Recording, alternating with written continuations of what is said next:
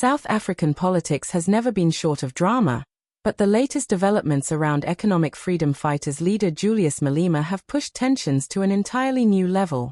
Reports that Malema has been found guilty in a court ruling have sparked furious debate, dividing citizens, analysts, and politicians alike. To his critics, justice has finally caught up with a reckless populist who built his career on chaos and threats. To his supporters, this is nothing less than a political witch hunt designed to silence the loudest voice of dissent against the African National Congress. The key question gripping the nation is simple. Is Malema's guilty verdict the triumph of justice, or the weaponization of the law against a political enemy? Julius Malema has never been a stranger to controversy. From his days as the fiery ANC Youth League leader to his rebirth as Commander-in-Chief of the EFF, he has built his entire political identity around challenging authority. His speeches are fiery, his style confrontational, and his promises radical. For millions of young, disillusioned South Africans, Malema represents the frustration of a generation abandoned by mainstream politics. For the establishment, he is a dangerous agitator who thrives on tearing down the system rather than building it up.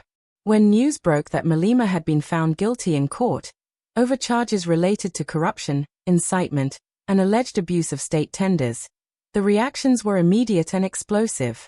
Supporters flooded social media with hashtags accusing the judiciary of being captured by ANC influence. Critics celebrated the ruling as proof that even the loudest revolutionaries cannot escape accountability. The courtroom drama quickly spilled into the streets, with demonstrations, heated debates, and an atmosphere of growing polarization. To understand why this verdict is so divisive, one must look deeper into the long, complicated relationship between Malema and South Africa's political order.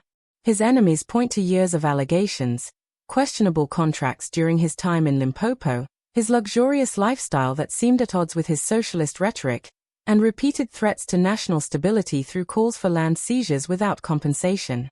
They argue that this guilty verdict is not a witch hunt, but simply justice catching up with a man who believed he was untouchable.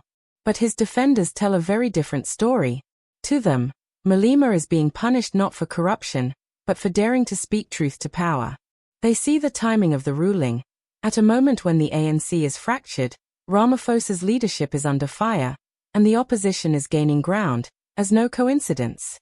They argue that silencing Malema removes one of the most powerful voices demanding accountability from the ruling elite. In their eyes, the guilty verdict is an attempt to weaken the opposition before the 2026 elections. Political analysts are divided. Some argue that Malema's own reckless decisions finally brought him down, and that accountability should never be mistaken for persecution. Others suggest that even if there is substance to the charges, the broader context cannot be ignored. South Africa's political institutions have often been used to protect the powerful and punish dissenters.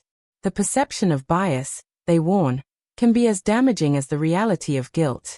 On the ground, ordinary South Africans are also split. Many are tired of political theatrics altogether. For citizens struggling with unemployment, poverty, and electricity blackouts, whether Malema is guilty or not feels secondary to the larger crisis of governance. "We don't care about courtroom games," one citizen remarked on social media.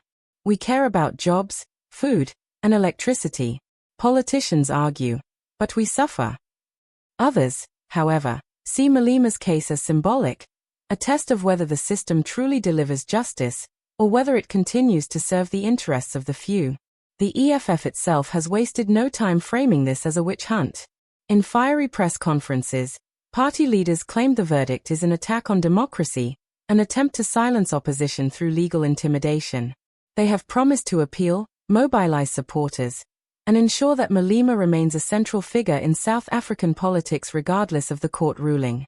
The rhetoric is defiant. Guilty or not, Malema is not going anywhere.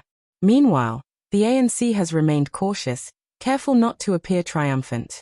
Many within the ruling party know that any perception of political manipulation could backfire, fueling sympathy for Malema and boosting the F support. The opposition Democratic Alliance has struck a different tone, calling for respect of the courts and insisting that no leader should be above the law. What makes this moment so critical is the wider political climate. South Africa is in the midst of a legitimacy crisis. Public trust in government institutions is at an all-time low. The Ramaphosa presidency, once seen as a chance for renewal, is collapsing under corruption scandals and economic mismanagement. The ANC faces declining support ahead of the 2026 elections. Against this backdrop, the guilty verdict against Malema is not just about one man. It is about the future of political opposition in the country. If Malema is truly guilty of corruption and abuse, then justice has been served, and South Africa may be taking a small but important step toward accountability. But if the verdict is perceived as political persecution, it could deepen polarization, weaken faith in the judiciary, and turn Malema into a martyr for millions who already feel betrayed by the system.